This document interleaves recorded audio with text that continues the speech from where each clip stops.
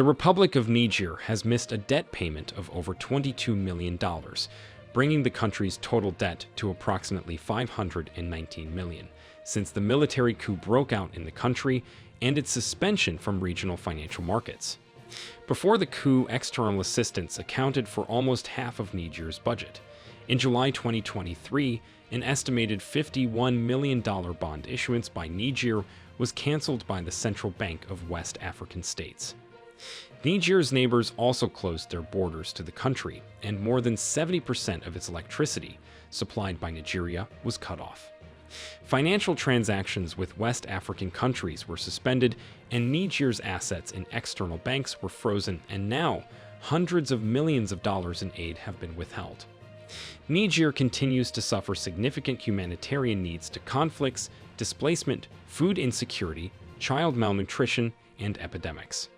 The violence caused by presidential tussles between President Mohamed Bazoum and General Abdurrahman Tiani has affected several areas of the country, forcing many people out of their homes. Threats from Boko Haram terrorists are not left out of the list. Niger's economy has been crippled since the coup that started in 2023, ousting the democratically elected Mohamed Bazoum from power. Basic services in the country are scarce, and the situation keeps worsening as days go by. The West African Monetary Union Debt Management Agency, known by its French acronym UMOATITHER, said in a statement that Niger had failed to make a repayment of her debt, which was due on February 16, 2024. She previously missed payments in August, November, January, and then February. The agency noted that this occurred in the context of Niger being subject to sanctions imposed by ECOWAS and the West African Economic and Monetary Union. Niger has been unable to meet its financial obligations on the government securities market. Niger's national debt is forecast to continuously increase between now and 2028 by a total of about $3.2 billion, which is approximately 40% of the current debt. After the 10th consecutive increasing year, the national debt is estimated to reach $11.3 billion, and therefore a new peak in 2028 if appropriate regulatory measures are not taken before then. The national debt of Niger has been increasing in the past years. The indicator used by Statista describes the general gross debt, which consists of all liabilities that require interest payments by the debtor to the creditor at dates in the future. The U.S. has assisted health, security, and infrastructure in Niger, but it is not very significant, looking at the country's debt situation. The sanctions that were levied on Niger by blocs to which she belongs are the most rigid to stem the tide of coups in the Sahel region. But they have little or no effect on the ambition of the Tiani government, which has consolidated its hold on power, while millions in Niger face growing hardship. Even if Niger's uranium no longer has the same strategic importance for France, resentment still lingers. For decades, uranium exports have failed to boost Niger's economy, as is often the case with raw material mining, without local processing. It is easy to draw a parallel between the export of uranium to fuel nuclear power plants for energy production in France and still very limited access to electricity for the population of Niger. It is saddening how former colonial masters who still claim to control their former colonies do not act promptly in such situations.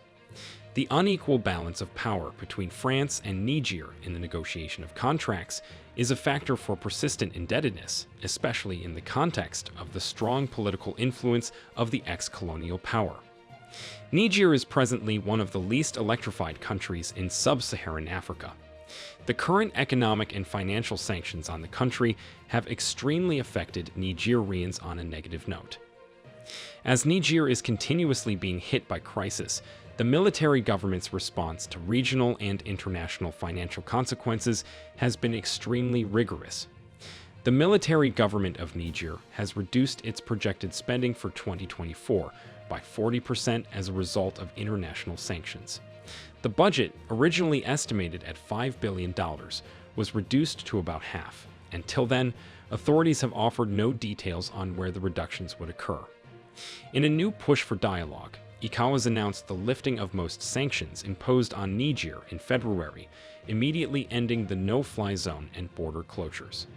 Since then, there has been a change in tone, language, and approach of ECOWAS entirely to the sanctions and embargoes imposed, not just only on Niger, but on Mali and Burkina Faso as well. ECOWAS recently invited Burkina Faso, Mali, and Niger to be part of technical discussions of the bloc, without restoring them as full participants. Delivering humanitarian aid to the vulnerable people of Niger remains a challenge due to the ongoing violence. The July 2023 military coup in the country suspended the former democratic regime, creating more political instability there. The current disruptions in the supply chains of necessities and drastic price increases are aggravating the vulnerability of the people in need. According to UN statistics, more than 4.3 million people in Niger need humanitarian assistance. This number makes up about 16% of the country's population, and Niger is ranked among the lowest on the UN's Human Development Index. Niger is 189th out of 191 countries on the Human Development Index list. During the last lean session from June to August, around 3.3 million people in Niger were said to be food insecure. Additionally, 7.3 million people are moderately food insecure. They are at risk of becoming severely food insecure, given the gravity of the unfolding political crisis, combined with ongoing seasonal stressors, debts, and continued insecurity. More than 300,000 people across Niger have been displaced due to violence, and over 200,000 refugees have fled to neighboring Burkina Faso, Mali, and Niger. The bordering regions of Diffa, Maradi, Tahoua, and Tillabéri hosted about 333,000 refugees by the end of 2023. Many streets in the village of Dogon Mark, in the health district of Muraya, for instance, have been empty for close to 6 months now. The world's acute malnutrition rate for children under 5 years in Niger is 12.2%, and the prevalence per household stands at 2%. Non-state armed groups threaten civilian populations in neighboring Burkina Faso, Mali, and Niger. Last year, 990 schools were closed or went non-operational due to armed conflicts that affected around 84,000 students. The European Union is one of the leading humanitarian donors in Niger, providing emergency and life-saving aid to people in need. The Union allocated about 36.6 million euros in humanitarian aid to Niger last year. This amount included an indicative 6 million from the Emergency Development Fund to address the food crisis, following Russia's war of aggression against Ukraine. The humanitarian aid Niger receives from world donors supports regions affected by conflicts, epidemics, widespread food shortages, and high undernourishment rates among children. The targeted areas of need include food, shelter, health, nutritional care, access to water, and education for children caught up in humanitarian crisis. The public debt of Niger is projected to remain sustainable, with most external borrowing contracted on concessional terms. The current account and trade deficits are projected to narrow. According to government sources, social conditions are also expected to improve, thanks to economic recovery and the resilience-building measures in the new 2022 to 2026 Economic, Social, and Development Plan.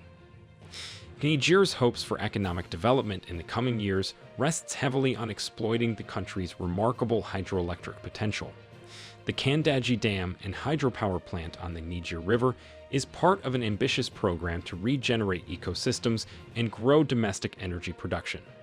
It will also increase agricultural yields, improve food security, preserve and revitalize river ecosystems, and ensure the drinking water supply for the Niamey region. The project, whose total cost is estimated at $1.2 billion, is financed by several of Niger's international partners, including the World Bank, the French Development Agency, the African Development Bank, and the Islamic Development Bank. On August 7, 2023, the Gezhobo Chinese group, which is building the dam, announced that it had suspended all construction activities due to the economic and financial sanctions imposed by ECOWAS after the coup. The dam's inauguration was scheduled for 2025, but is now likely to be delayed. Some of the external financial partners of the project might consider pulling or suspending their commitments. The coup also delayed progress on the promising oil development project in Niger. Before the recent coup, Niger was on a promising economic path, with high economic growth rates from 2022, ambitious reform and investment plans in education, and an indisputable priority area for the country's future. Now, the future is uncertain. Niger's development in the coming months and years will be crucial for the Sahel, West Africa, and ECOWAS. The positions of generals who seized power in Niamey remain radical, making it very difficult for ECOWAS to engage in a serious dialogue. As to whom Nigerians blame for this state of affairs, there is little definitive evidence in one way or another, since the military coup has sparked a development crisis. Since there is no international consensus on Niger's political legitimacy, most donors are gradually recessing support, though some have not given up, as you just saw a while ago. The World Bank strongly condemns any attempt to seize power by force, including efforts towards worsening the economic situation of Niger. They urge all actors to maintain peace, stability, and security for the country. How is the Alliance of Sahel states going to handle this default on debt payment? Do you think Burkina Faso and Mali are involved in this? Let us know what you think in the comments below. Do not forget to like this video and subscribe to the new Tourist channel. Turn on notifications too, so you get notified whenever we upload videos like this. Thanks for watching, and see you in our next video.